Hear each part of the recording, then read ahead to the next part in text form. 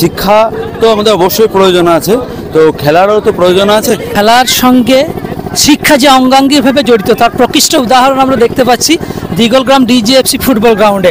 সেকেন্ডে উচ্চ বিদ্যালয়ের ছাত্রীরা যে মডেলগুলো করেছে সেগুলো আমরা আপনাদের সঙ্গে তুলে ধরবো। তার আগে এখানে আমাদের মধ্যে আছেন সেকেন্ডে উচ্চ বিদ্যালয়ের এমসির প্রেসিডেন্ট শুভেন্দু দা। তো আপনাদের স্কুলের যে অভিনব উদ্যোগ সেই ব্যাপারে কি বলবেন? আমাদের এখানে মানে বীরভূমের একটা বড় খেলা, সেটা যে ডিজিএফসি অর্থাৎ দিগলগ্রাম ফ্রেন্ডস ক্লাবের সেকেন্ডটা পঞ্চায়েতের একটা বিশাল বড় খেলা। সেই খেলার একটা নতুন ভাবনা আমরা মাথার মধ্যে একটা উত্থাপন করেছি, যেটা হচ্ছে বিজ্ঞান প্রদর্শনী। এবং বিজ্ঞান প্রদর্শনীর সঙ্গে সঙ্গে আমাদের গভর্নমেন্ট অর্থাৎ পশ্চিমবাংলা সরকারের যেসব প্রকল্পগুলো আছে সেগুলো তুলে ধরা হয়েছে, এবং এর সাথে সাথে বিজ্ঞান প্রদর্শনী নানা রকম প্রকল্প তুলে ধরা হয়েছে। একদম অভিনব। ধন্যবাদ শুভেন্দু দাকে। আমাদের মধ্যে আছেন, এখানে আমরা দেখতে পাচ্ছি আমাদের বিশিষ্ট সমাজসেবী সেই কালীপ্রসাদ ব্যানার্জি মহাশয় আছেন। তো এই যে খেলার সঙ্গে শিক্ষার যে সম্পর্ক, সে ব্যাপারে কি বল? খেলার সঙ্গে শিক্ষার যে অঙ্গাঙ্গী সম্পর্ক সেই ব্যাপারে কি বলবেন আপনি? দেখুন, একটা জিনিস হচ্ছে যে শিক্ষা তো আমাদের অবশ্যই প্রয়োজন আছে, তো খেলারও তো প্রয়োজন আছে। খেললে মানুষের মন ভালো থাকে, শরীর ভালো থাকে, আর মন ভালো শরীর ভালো থাকলে পড়াশোনায়ও মনোনিবেশ সে করতে পারবে। সেই জন্য খেলাটা তো অবশ্যই প্রয়োজন, সঙ্গে সঙ্গে পড়াশোনাটাও প্রয়োজন।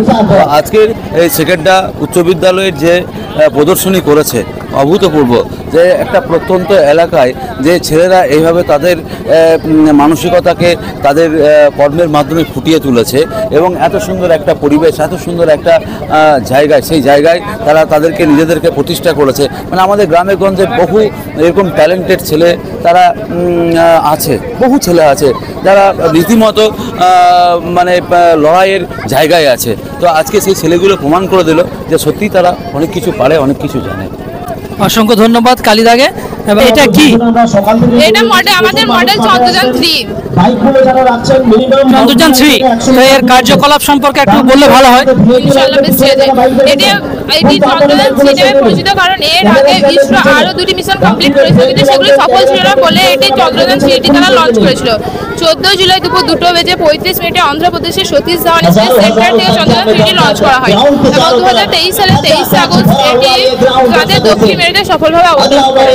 অসংখ্য ধন্যবাদ। এইটার ব্যাপারে কি বলবে তুমি? আমি চন্দ্রযান 3 এটা। ধন্যবাদ। আচ্ছা, এখানে যেটা দেখতে পাচ্ছি এটা কি করেছো তোমরা? সেটা গ্রিন হাউসের ব্যাপারে কি জানো?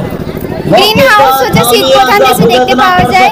শীত প্রধান দেশে বেশি উষ্ণতা না যাওয়ার কারণে সেখানকার গাছগুলো কিন্তু সেরকম তাপ পায় না, সেই কারণে তারা বেঁচে থাকতে পারে না। গ্রিন হাউসের ভিতরে তাপ নিয়ন্ত্রণ করা হয়। গ্রিন হাউসের ভিতরে যে গাছগুলো হয় তারা তাপ পায়, তাদেরকে কীটনাশক, বাড়ির আবহাওয়া থেকে বাঁচিয়ে রাখে। এইসব কারণে গ্রিন হাউসের ভিতরে গাছপালাগুলো বেঁচে থাকতে পারে। আচ্ছা, এখানে আমরা কিছু গভর্নমেন্ট যে প্রজেক্টগুলো আছে সেই ব্যাপারে আমরা একটু কথা বলে নেব। তো এখানে কন্যাশ্রী বা যে সমস্ত প্রকল্প আছে, শিক্ষাশ্রী, সে ব্যাপারে তোমরা কি জানো? শিক্ষাশ্রী প্রকল্প হচ্ছে এটা 2014 সালে চালু হয়েছিল। শিক্ষাশ্রী পঞ্চম থেকে অষ্টম শ্রেণীর ছাত্রছাত্রীকে এসসি বা এসটি ওবিসি ছাত্রছাত্রী শ্রেণীকে দেওয়া হয়। তারপরে রূপশ্রী চালু হয়েছিল 2018 সালে, যেটা মানে কোনো দরিদ্র পরিবারের মেয়েদের যাতে মানে শ্রেণীর মানুষের বিবাহ দিতে যে আর্থিক সমস্যা হয় সেটা দূর করার জন্য গভর্নমেন্ট এটা চালু করে। ধন্যবাদ। এখানে যে সোলার সিস্টেম, তো সোলার সিস্টেমের কি মানে কোন কোন গ্রহ আছে সেটা একটু বলো। সোলার সিস্টেমে আমাদের 8টি গ্রহ রয়েছে, যেগুলো হলো বুধ, শুক্র, পৃথিবী, শনি, ইউরেনাস, নেপচুন। আচ্ছা, তোমরা এটা কি করেছো? এটা আমাদের ফিল্টার নোংরা জলকে পরিষ্কার করার পদ্ধতি। এখানে আমরা দেখতেছি ভলগিউলাম, এটা হচ্ছে যে আগ্নেয়গিরি বাংলা অর্থজার, এবং আমাদের পৃথিবী যখন প্রায় 450 কোটি বছর আগে সৃষ্টি হয়েছিল তখন পৃথিবী ছিল একটা জ্বলন্ত আগ্নেয়গিরি, এবং সেটা আস্তে আস্তে শীতল হতে হতে এখন আমাদের এই পৃথিবী সৃষ্টি হয়েছে। এবং আমাদের পৃথিবী শীতল তার কেন্দ্রস্থল এখনো কিন্তু লাভা এবং ম্যাগমা দেখা যায়, এবং তার কারণে আমাদের মহাসাগর এমনকি অনেক সাগরেও এখনো কিছু পর্যন্ত এইভাবে আগ্নেয়গিরি করতে দেখা যায়। আমি আপনাকে এটা সরাসরি করে দেখাচ্ছি। ফার্স্টে রয়েছে ফার্স্টে আমি ফার্স্টেই বেকিং সোডা ইউজ করছি।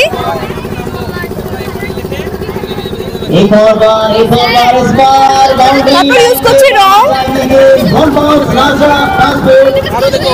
তারপর ইউজ করছি ভিনিগার।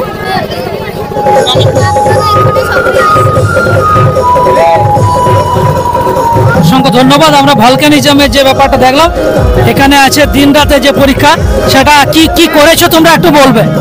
আমরা করেছি দিন রাত্রি ঘটিত হয় পৃথিবীর আবর্তন গতির জন্য। আর সূর্য সামনে থাকে দিন, আর সূর্যের বিপরীত দিকে থাকে রাত। যখন সূর্য আলো থাকে তখন আমরা গাছগুলোকে সবুজ দেখতে পাই, আর যখন অন্ধকার থাকে তখন আমরা গাছগুলোকে কালো দেখতে পাই।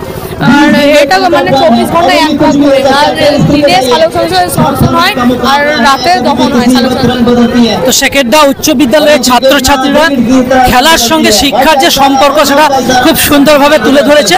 অসংখ্য ধন্যবাদ জানাই।